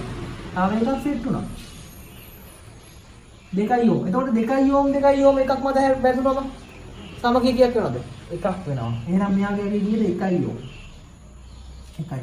මෙයා මත මේ කුට්ටිය ගිහලා මෙයා මත වැටෙනවා. මොකද වෙන්නේ එතකොට? මෙයාගේ ඇගේ 1යි. මෙයාගේ ඇගේත් 1යි. එතකොට කීයද? භාගයක් වෙනවා මෙයා. භාගයයි. මෙයාත් කීයක් වෙනවද? භාගයක් වෙනවා. ඊට පස්සේ මෙයා මොකද වෙන්නේ? මෙන්න මේ රේඛාව. මේ රේඛාව කියන්නේ මෙන්න මේ රේඛාව. මෙයා ගිහලා මෙයා මත වැටෙනවා. කීයක් වෙනවද? 1යි වෙනවා. මෙයාට 1යි වෙනවා. මෙයා 1යි වෙනවා. මෙයා මොකද වෙන්නේ?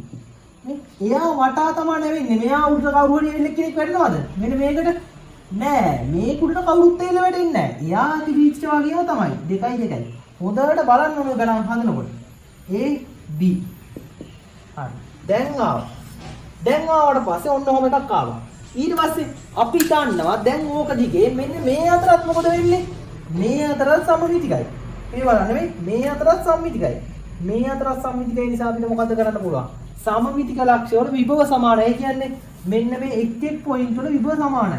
එහෙනම් මට පුළුවන් මොකද්ද? මෙන්න මෙතනින් ගලවන්න. හිතෙන් ගලවන්න.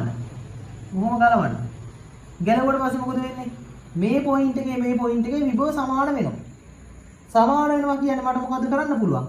ඒ කම්බි ගැල අයින් කළා දාන්න. අයින් කළා දැන් මම මොකක් වගේද මේ දෙන්න ශ්‍රේණිගතයි. එයා මෙයාට සමාන්තරගතයි. බලන්නකො ලේසියෙන්ම ආවනේ සමාන්තරගතයි. ඊට පස්සේ මෙයාට තුන් දෙනා වෙනකොට එකක් දාන්න පුළුවන්. ඊට පස්සේ එයා මේ දෙන්නට මේ තුන එකිනෙකට ශ්‍රේණිගතයි. ඒ තුන් දෙනා වෙනකොට එකක් දාගත්තා. ඊට පස්සේ මේ දෙන්න ශ්‍රේණිගතයි. මේ දෙන්න වෙනකොට එකක් දාගත්තා. ඊට පස්සේ ඒ දෙන්න සමාන්තරගතයි. තේරෙනවද කියන්නකො? ඔයා ස්ටෙප් බයි ස්ටෙප් මේක කලින් ගානේ හදන්නේ කියලා දුන්නා. බල හිමීට හදනවා. තේරෙනවද කියන්නේ? ඊළඟ ක්‍රමය අංක 3 4 මොකක්ද මේ ඊළඟ ක්‍රමය? ඒ කියන්නේ වින්ස්ටන් සේතු මූලධර්මය. ලියා ගන්නකො වින්ස්ටන් සේතු මූලධර්මය කියලා. වින්ස්ටන් සේතු මූලධර්මය. හරි. ඒ කියන්නේ මොකක්ද? ඒ කියන්නේ මෙහෙම තමයි. වින්ස්ටන් කියන විද්‍යාඥයා තමයි කතාව කියන්නේ. හරිද?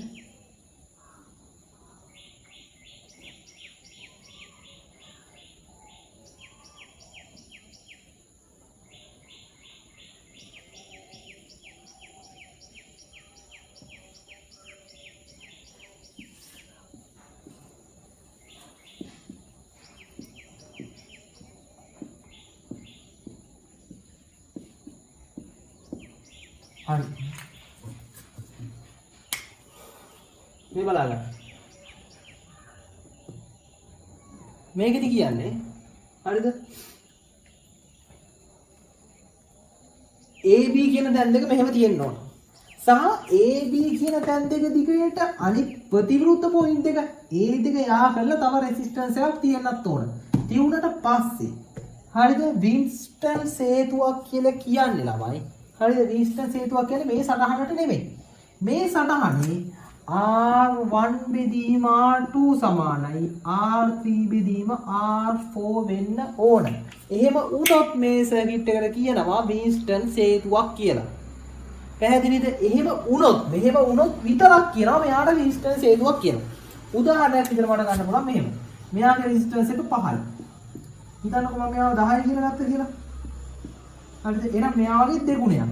එහෙනම් මම ගන්න මෙයා 3යි කියලා. මට නිකන් හිතනාගයක් දැම්ම 3යි. එහෙනම් මෙයා කීයක් විය යුතුද? මෙයා මේ වගේ දෙගුණයක් නේ. එහෙනම් මෙයා මේ වගේ කීයක් වෙන්න ඕනද? 6ක් වෙන්න ඕන. හරි බලමුකෝ ඇත්තට මේ කතාව හරිද කියලා මේ. 5 බෙදීම. අගේ මෙතන දාමු. 5 බෙදීම 10 සමානයි. 5 බෙදීම 10 කියන්නේ භාගයයිනේ. සමානයි. 3 බෙදීම 6. සමානයි. පේනවද? 1යි භාගයයි. 1යි භාගයයි. එහෙනම් මෙයා මොකක්ද? වින්ස්ටන් සේතුවක්. වින්ස්ටන් සේතුවක් වෙනම නම් R4 හරහා R5 හරහා ධාරාවක් ගලාගෙන යන්නේ නැත. වින්ස්ටන් සේතුව හරහා ධාරා කියන්නේ මේ වින්ස්ටන් සේතුවක් වෙනවා නම් ඒ කියන්නේ මෙහෙම වෙනම නම් මෙන්න මෙතන පොසිෂන් එක CD කියලා ගත්තොත් මම CD කියලා ගත්තොත් VC සමානයි VD වෙනවා. ඒ කියන්නේ C ගේ විභවය සමානයි D ගේ විභවය. ඒ කියන්නේ මේ දෙන්න අතර විභවාන්තරය කීයද? 0යි. 0යි. ඒ කියන්නේ මේ දෙන්න අතර විභවාන්තරයක් නැත. ඒ කියන්නේ ධාරාවක් ගමන් කරන්නේ නැහැ. ධාරාවක් ගමන් කරන්නේ නැත්නම් උතන ඔහම රෙසිස්ටන්ස් එකක් තියලා කම්බි කැල්ලක් තියලා වැඩක් තියනවද? නැත. මෙයාව තේරුමක් නැති වෙනවා. මෙයාව අයින් කරලා දාන්න පුළුවන්. තේරෙනවනේ? පැහැදිලිද? එහෙනම් කොහොමද මෙයාගේ රෙසිස්ටන්ස් එක හොයන්නේ මේ බලන්න. R1 ධන R3 කෙලින්ම ලියුවා R1 ධන R3 මේ දෙන්න වෙනවම ලියන්න පුළුවන් මොකද? R1 ධන R3 එක. ඊට පස්සේ මේ දෙන්න වෙනවට R2 ධන R4 R2 ධන R4 සමාන්තරයි. එහෙනම් මේ දෙන්නගේ ගුණිතය වතාවක් එකතු දාන්න. ගුණිතය වතාවක් එකතු. පැහැදිලිද කියන්නේ? තේරෙනවද? වින්ස්ටන් සේතු මූලධර්මය කියන්නේ ඔකට. පාඩම ලේසි කොටස. ඒ කියන්නේ ඔයා එන මුලින්ම බලන්න ඕන මොකද්ද? මේ ගොල්ලගේ අනුපාත සමානද කියලා. එහෙනම් ඔයා සටහන දාලා මේක ලියා ගන්න. හරිද? R5. මෙන්න මේ ගොල්ලගේ අනුපාත සමාන නම් ඔයා ලියන්න ඕන අනුපාත සමාන නම් මේ දෙක කෙලවර විභවාන්තරය සමාන වෙනවා. විභවාන්තරය ශූන්‍ය වෙනවා. විභවය සමානයි විභවාන්තරය ශූන්‍යයි. හොඳට මතක තියාගන්න. විභවය සමානයි C හා D අතර විභවය සමානයි. විභවාන්තරය ශූන්‍යයි. පැහැදිලිද? විභවාන්තරය ශූන්‍යයි. විභවාන්තරය ශූන්‍ය නිසා ධාරාවක් ගලාගෙන යන්නේ නැත. ධාරාවක් යන්නේ නැත්නම් මේ රෙසිස්ටන්ස් එක වැඩක් තියනවද? නෑ වැඩක් නෑ. ඒක අරන් යන්නේ නෑනේ. එයා තියුණත් එකයි නැතත් එකයි වගේ. එහෙනම් මෙයා අයින් කළා අලුතෙන් අර මෙයා නැති රෙසිස්ටන්ස් එකක් දාලා ඔයා ඒ කියන්නේ මෙයා නැතු එකක් රූපසරහනක් ඇඳලා තව එකක් ඇඳලා මෙයා ඒ කියන්නේ මෙයා මේ විදිහටපත් වෙනවා මෙතනින් සුළු කරන් යනවා කියලා උත්තරේ හදලා තියන්න. පැහැදිලිද? ඒ කියන්නේ මම නිකම්ම ලියන්නම් මෙයාගේ සමග ප්‍රතිරෝධය මෙතනින් R0 සමානයි R මෙතනින් දාන්න R0 සමානයි මේ දෙන්නගේ ගුණිතය R3 වතාව R2 ධන R4 බෙදීම එකතුව.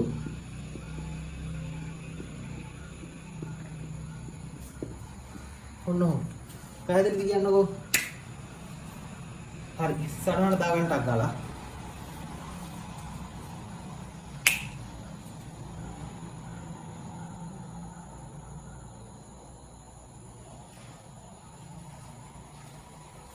පොඩක් ඉන්න මේකේ පොඩි මේ බ්ලර් වෙච්ච ගතියක් තිබ්බ මම ආයි කියන්නම්. මම ඉගෙන ආයි කිව්වොත් හරිද? ඒ කියන්නේ ආයි පොඩක් බලා ගන්න හොඳට. හරිද? ආයි මම කියන්නම් ඕන තේරෙන්න.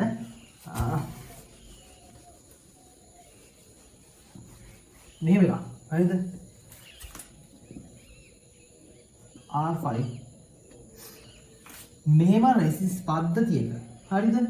C හා D අතර විභව සමාන වුණොත් මම දන්නවනේ මෙයා තුලින් ධාරාවක් යන්නේ නැහැනේ. දාලා කියන්නේ එහෙනම් මෙයා වැඩක් නැහැ. මෙයාම අපිට අයින් කරලා දාන්න පුළුවන්. එහෙනම් මෙයා අයින් කරන්න හේතු වන ප්‍රධාන සාධකය තමයි මෙන්න මේ දෙන්නගේ අතර රෙසිස්ටන්ස් අතර අනුපාතය. රෙසිස්ටන්ස් අතර අනුපාතය. එහෙනම් අනුපාතය බලන්න අපි සමානද කියලා. R1 බෙදීම R2. මේ අතට හොඳ R1 බෙදීම R2 සමානයි R3 බෙදීම R4. ඔය අතට ප්‍රතිරෝධ අතර අන්තරය සමාන නම් මොකද වෙන්නේ? සමාන නම් මේ දෙන්න අතර විභව සමානයි. ඒ කියන්නේ VC සමානයි VD වෙනවා. සමාන නම් හොඳේ මෙහෙම වෙනවා නම් if කියලා තියෙනවා ඔයාලගේ. if R1 සමානයි R1 බෙදීම R2 සමානයි R3 බෙදීම R4. එහෙම නම් VC සමාන වෙනවා VD. පැහැදිලිනේ? if condition වගේ හරියට VC සමානයි VD. එහෙනම් VC සමානයි VD නම් මෙන්න මෙයා වැඩක් නැහැ. R4 අයින් කරන්න පුළුවන්. R4 අයින් කරනවා නම් සුපුරුදු පරිදි වෙන්න මේ දෙන්න ශ්‍රේණිගතයි. මේ දෙන්න ශ්‍රේණිගතයි. මෙයා මෙයාට සමාන්තරගත. තේරෙනව නේද? හරි. මේ ඊළඟ ක්‍රමය කියලා දාගන්න මේ වෘත්ත කියලා ගන්නවා ගන්න. වෘත්ත පද්ධති කියලා. වෘත්ත පද්ධති. හරි. ඒ කියන්නේ මෙහෙම එකක්.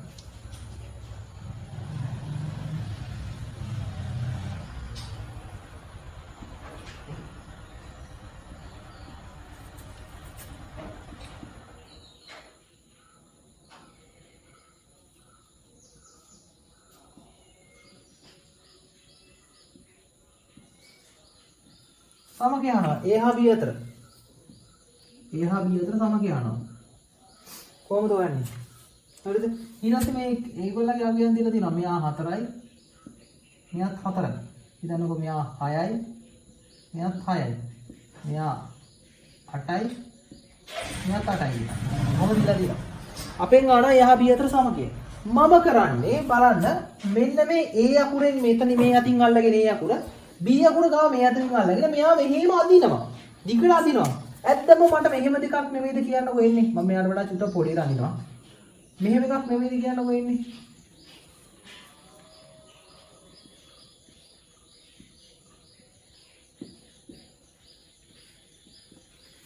බලන්නකො ඔහොම එකක් නෙමෙයි දෙන්නේ මේ. මෙයා ඇද්ද බෝල එකක් මේ තියෙන්නේ. ඊට පස්සේ ලොකු බෝලෙත් ඇද්දලා මේ පැත්තට ඇව්වා. දෙකයි මේ තුන්වෙනි බෝලේ. පැහැදිලිනේ? හරි. ඊට පස්සේ මම මෙයා 4යි, මෙයාත් 4යි. මෙයා 6යි, මෙයා 6යි. මෙයා 8යි, මෙයාත් 8යි. මේ මොන වගේද මේ? මේ බලන්න මේ මෙයා මෙයාට සමාන්තරයි. මෙයා මෙයාට සමාන්තරයි. මෙයා මෙයාට සමාන්තරයි. එහෙනම් මට ලියන්න පුළුවන් මොකද්ද? 4යි 4යි 2යි. 6යි 6යි 3යි. 8යි 8යි 4යි.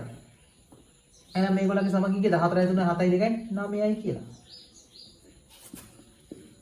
පැහැදිලිද? පැහැදිලිනේ? හරි.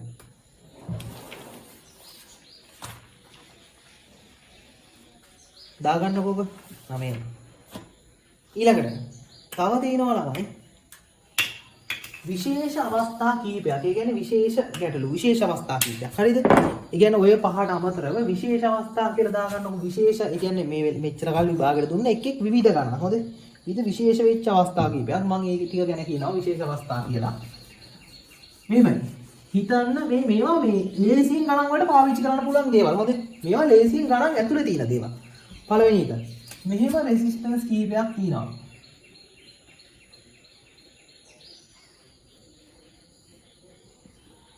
හරිද?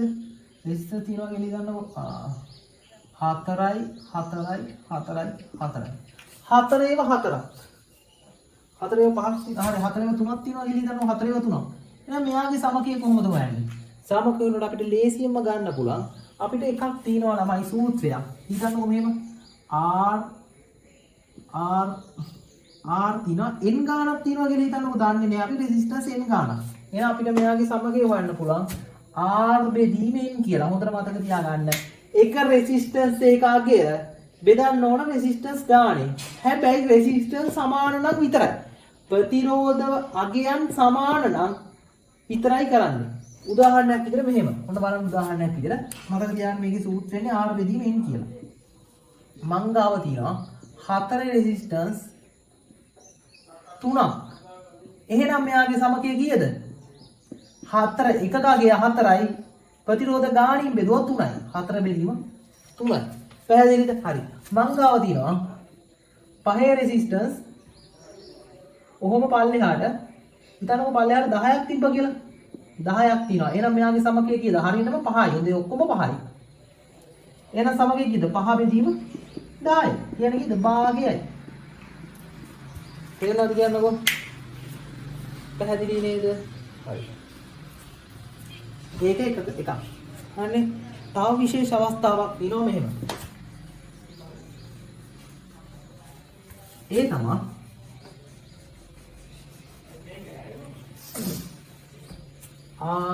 ත්‍රිමාණ ප්‍රතිරෝධ පද්ධතිය. නැත්නම් ඝන වස්තුවක කියලා හිතන්නකො ඝනකයක. ත්‍රිමාණ පද්ධතියක ප්‍රතිරෝධය. ඒ කියන්නේ මම මෙහෙම ත්‍රිමාණ පද්ධතියක් ගන්නවා. හරිද?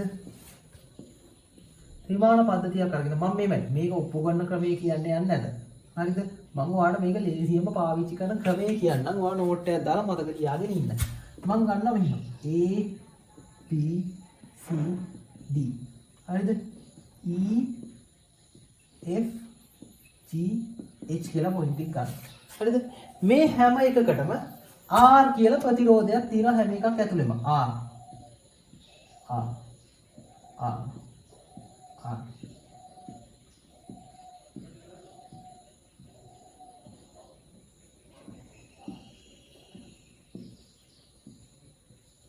පැහැදිලිද? මේකටම R කියලා තියෙනවා. අපෙන් අහනවා. හරිද? අපෙන් අහනවා AC අතර සමකය කීයද කියලා. AC අතර.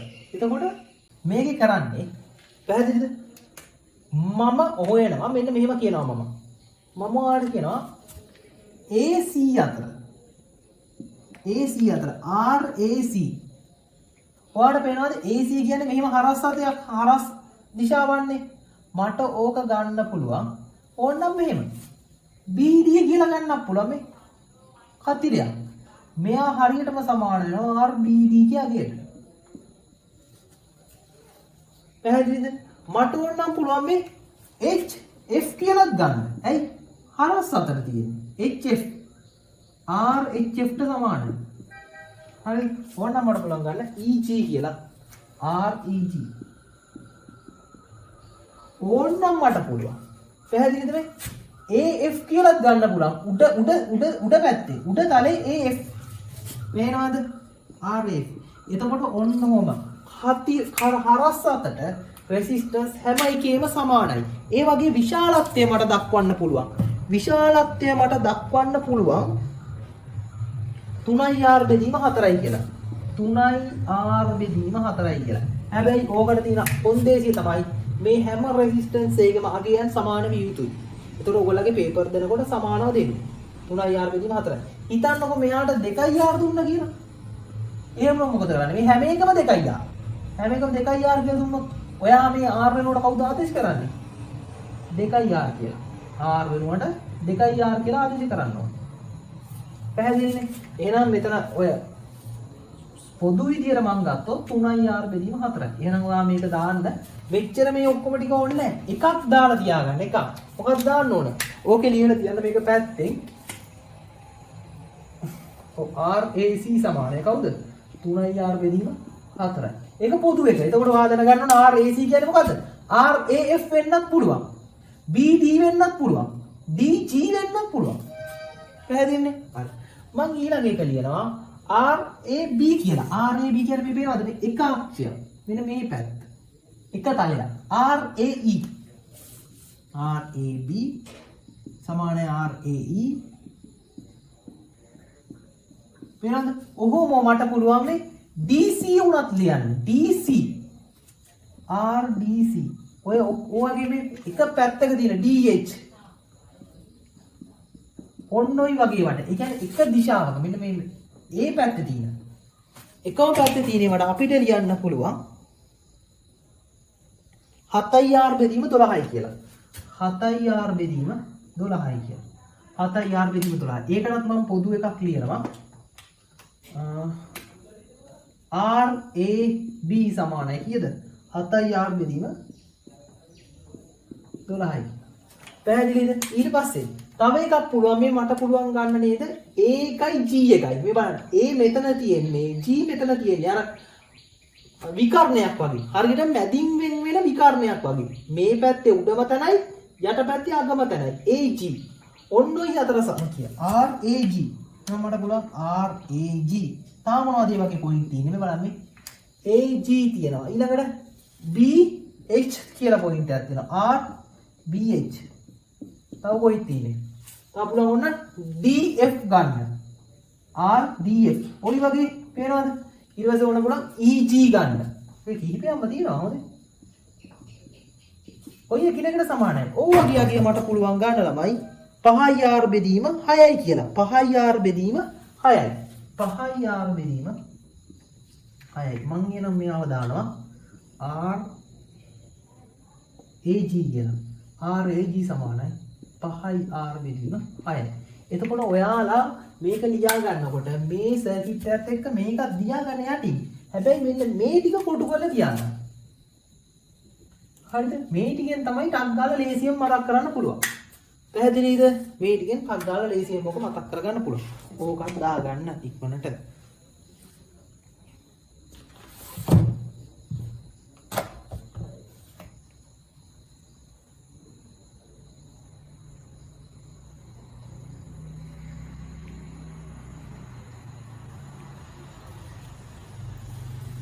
හරි. දැන් කෙනෙක්ට ප්‍රශ්නයක් ඇති කොහොමද ඕකෙන් ගණන් එන්නේ කියලා. මේකෙන් ගණන් එන්නේ කියලා.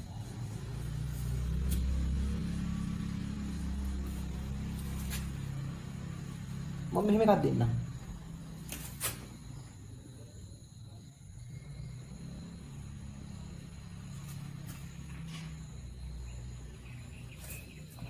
පොඩ්ඩක් ඉන්නකෝ.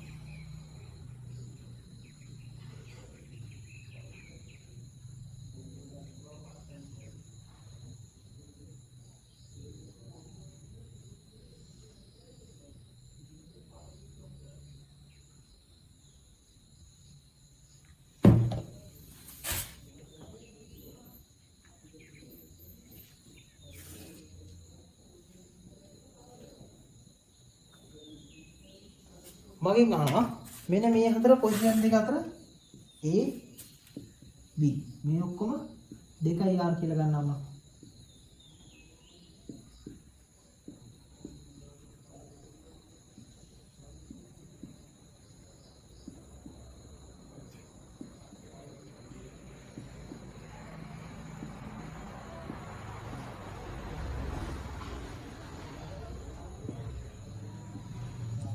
දෙකයි R. පැහැදිලිද? මම ඔය ඔක්කොම 2R කියලා ගන්නවා.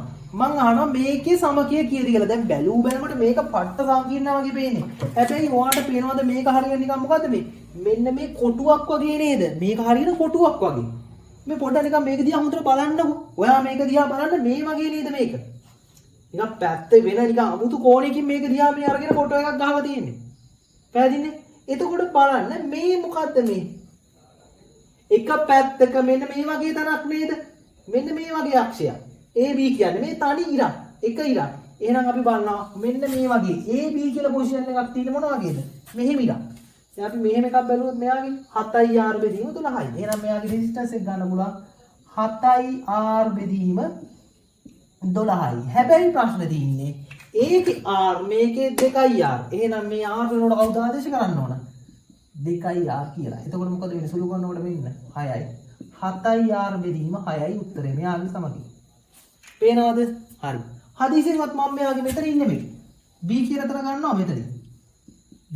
දැන් සමකය කීයද? එතකොට බලන්නකෝ මේ මොන වගේ පොයින්ට් එකක්ද? එකම පැත්තේ විකර්ණය වගේ දෙයක්. එකම පැත්තේ තැන් දෙකක්. එකම පැත්ත කියන්නේ මේ උඩ තලේ නම් ඒ පැත්තේ තැන් දෙකක් කියන්නේ. බලන්නකෝ එනම් මොන එකද? AF වගේ. AF කියන්නේ කවුද? AF වගේ. AF මෙතන බලුවොත් AC කියන්නේ AC වගේ මේ අර පැත්තේ ඒ තලේ AC වගේ. ඒ කියන්නේ 3R බෙදීම 4යි. එහෙනම් මට පුළුවන් 3R වෙනුවට කියනවා 2R කියලා. බෙදීම 4. මෙන්න 2යි. 3R බෙදීම 2යි සමගි. පැහැදිලිද? හරි. මගෙන් අහනවා මෙන්න මෙතන AB ඔහොම තනක් තිබ්බොත් ඔහොම තනක් ඔය කියන්නේ මොකද්ද? ඒ කියන්නේ මේකේ හරියට මෙතනයි මෙතනයි වගේ මේ තැන් දෙකක්. යට පැත්තයි උඩ පැත්තයි කෙලවර වගේ. එතකොට මොකද්ද? AB G වගේ. ඒ G කියන්නේ කවුද? 5යි R බෙදීම 6යි. 5යි R බෙදීම 6යි 5යි 8 දානවා 2යි R කියලා. බෙදීම 6 ඔහොම. 2යි 3යි. 5යි R බෙදීම 3යි තමයි. තේරුණාද කියන්නකො හදන විදිය? පැහැදිලිද? ඔබ එච්චර අමාරු නෑ. ඔයා තේරුම් ගන්න ඕන මෙහෙම සරහනක් දුන්නම මේක තමයි ඔය තියෙන්නේ කියලා. හංගලා දෙන්නේ ගාන. ගාන හංගනවා. මේක මෙහෙම එකක් බව පේන්නේ නැති වෙන්න හංගලා තමයි ගාන දෙන්නේ. හරිද? හරි. ඊළඟ විදිය. ඒක තමයි ඔයාලට මතකදී ගිය අවුරුද්දේ දුන්න ගාන සමාන්තරගත ප්‍රතිරෝධ පන්දුයි. සමාන්තරගත ප්‍රතිරෝධ පන්දු. සෝරි. අනන්ත වැරදුනා. අනන්ත ප්‍රතිරෝධ පන්දු. ඒ කියන්නේ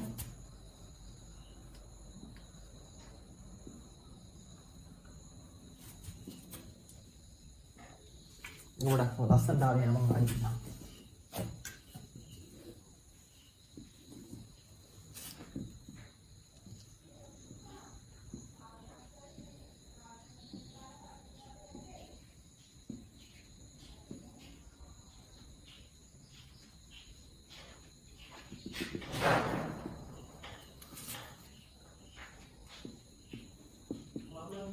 ඔහොම දෙලා දිනවා. පැහැදිලිද? ඔහොම දින අපි අතර සමග ප්‍රතිරෝධ. මම මෙයාව ගන්නවා R. මෙයාත්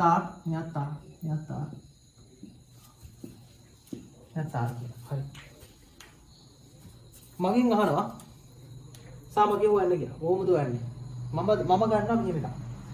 මම උපකල්පනයක් කරනවා A හා B අතර සමග ප්‍රතිරෝධය R නෝට් කියලා. R A B අතර සම කියලා R නෝට් කියලා උපකල්පනය කරනවා. උපකල්පනය කළා මම කරන්නේ පද්ධතිය පොඩ්ඩක් මෙයා අනන්තය දක්වා අධිකයිනේ. අනන්තයේ මුළු අනන්තයේම ප්‍රතිරෝධය R නෝට් කියලා ගත්තේ. මම කළා මම මෙන්න මෙතනින් පොඩ්ඩක් ගලවනවා. නිකන් ගලවනවා. ගැලෙව්වම නිකන් හිතන්නකො මෙයා දැන් මේ කොටස නැහැ කියලා. මේ කොටස නැහැ හොඳේ. ඔය කොටස නැහැ කියලා හිතන්නකො. ඔය කොටස නැහැ. හරිද? ආයිමත් මෙහා දිහා බැලුවා මොකක් වගේද මෙයා? ආයිමත් නිකන් හරියට මෙයා AB වගේ නේද? ඇයි මෙයා අනන්තය වගේ තියෙනවා. හිතන්නකො රුපියල් අනන්තයක් තියෙනවා. ඕකේ රුපියලක් ගත්ත කියලා ඔයාලට දැනෙනවද? නෑ. ඒත් අනන්තයයි. ඒ කියන්නේ මෙතන ඉඳන් රෙසිස්ටන්ස් එක ආයි අනන්තයයි. ආයි අනන්තය වුණාම RAB අතර ඒ කියන්නේ මට ලියන්න පුළුවන් මේ සෙට් එකේ සමගියත් ආයි මොකද්ද? R node. ඒ කියන්නේ මම කරන්නේ දැන් මේ සෙට් එකම මකලා දාලා මේ වෙනුවට ලියනවා මොකද්ද? R නෝඩ් කියලා. මේ සෙට් එකම මකලා දාලා මේ වෙනුවට ලියනවා කවුරු කියලා ලියන්නේ? R නෝඩ් කියලා ලියනවා. R නෝඩ් කියලා. පැහැදිලිද? මෙයා. දැන් කොහොමද මේ දෙන්න අතර සමගය හොයන්නේ? R නෝඩ් අගයක් නේ ගන්න ඕනේ. එහෙනම් මම මොකද්ද මේ ඉබි පේනවද? සෝරි. නෑ. මේ දෙන්න මොකද වෙන්නේ? මේ දෙන්න මොකද්ද? සමාන්තරගතයි. එහෙනම් මට ලියන්න පුළුවන් කොහොමද? මේ දෙන්න සමාන්තරගතයි කියන්නේ R නෝඩ් ගුණ කිරීම R බෙදීම R නෝඩ් දර R. එහෙනම් මට මේ දෙන්නම වෙනුවට ලියන්න පුළුවන් මේක. එයා මෙයාට මොකද්ද වෙන්නේ? ශ්‍රේණිගතයි. එහෙනම් මෙයාගේ සම කියනවා මොකද්ද?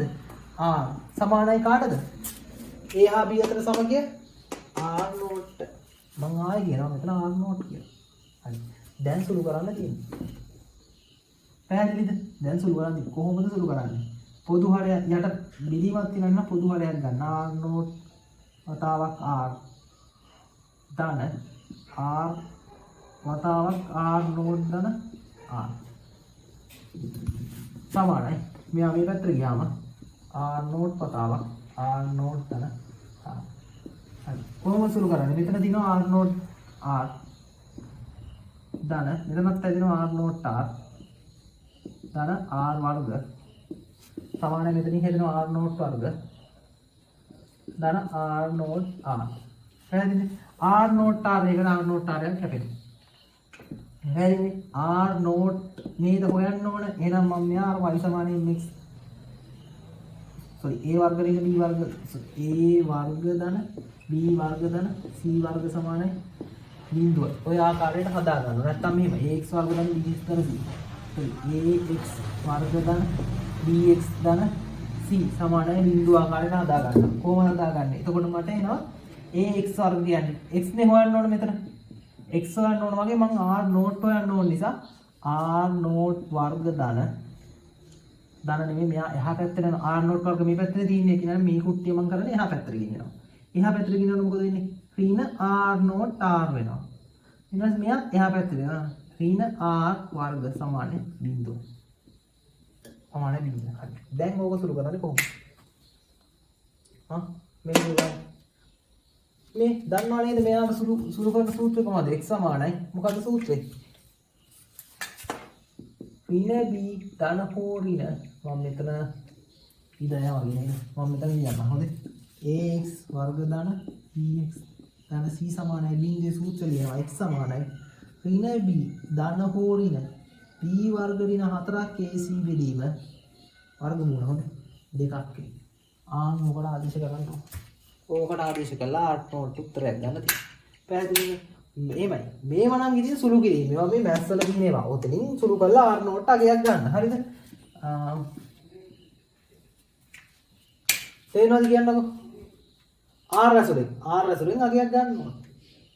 හරිනේ? කරලා බලමු. කොහොමද සුළු කරන්නේ කියලා. මට එනවා ඍණ b. ඍණ b කියන්නේ මෙයාගේ ඍණාගය. ඒ කියන්නේ ඍණාගය කියන්නේ ඍණ ලකුණක් මේ තියෙන්නේ already. එහෙනම් මට එනවා ධන R කියලා. ඒ ඍණ R නේ. එහෙනම් ධන R කියලා එනවා. ධන හෝ ඍණ b වර්ග කියන්නේ මෙයාගේ වර්ගය. R වර්ග ඍණ 4 වතාවක්. ඒ කියන්නේ A වල සංගුණකේ 1යි. ඒ C වල සංගුණකේ R වර්ග. වල වර්ගමූලය බෙදීම දෙවතාවක් එක කියන්නේ 2යි. හරි. ඔතනින් මොකද්ද වෙන්නේ? මට එනවා ඔතනින් මේ ආන මේ මෙතන ඍණ නෙමෙයි ධන හොඳේ. මෙතන ධන 4ක් R වර්ග. එයි මෙතන ඍණ 4ක් AC නේ. ඍණයි මෙතන ඍණක් තියෙනවා. ඉතින් ගුණ වුණාම ධන වෙනවා. හරිද? හරි. මෙතනින් සුළු කරාම කීයද? 5ක් R වර්ග වෙනවනේ. මම කෙලින්ම දානවා 5ක් R වර්ග කියලා. 5ක් R වර්ග. පැහැදිලිද? හරි. එහෙනම් මේක සුළු කරන් තියෙන්නේ R නෝට් සමානයි ධන R ධන මූල 5ක් R බෙදීම 2 හෝ R නෝට් සමානයි ධන R ඍණ මූල 5ක් R බෙදීම 2. පැහැදිලිනේ? මෙතන 5යි R කියන්නේ මේ R වලගේ 2යි ගාණක් නේ. එතකොට ඍණ වෙන්න බෑ. R නෝට් ඍණ විය නොහැකි නිසා මෙන්න උත්තරේ. පැහැදිලිද? තේරෙනවද? ගොඩක් සරලයි. ගොඩක්ම සරලයි. හරිද? හරි. එතකොට ඔය තමයි ප්‍රතිරෝධ පද්ධති වල ඒ ඊළඟ ආකාරය.